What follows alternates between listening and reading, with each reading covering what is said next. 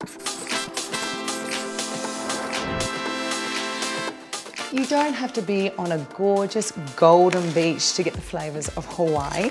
How does my Pina Colada smoothie bowl sound to get you in the summery mood?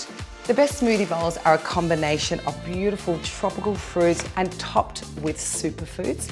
And I'm going to make this vegan, so I'm going to use coconut milk, but of course you can use any milk that you like.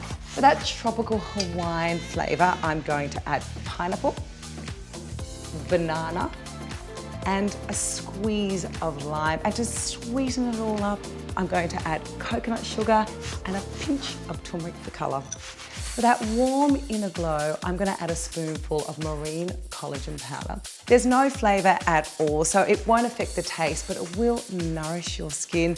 And for a truly tropical feel, serve your Pina Colada smoothie bowls in a coconut.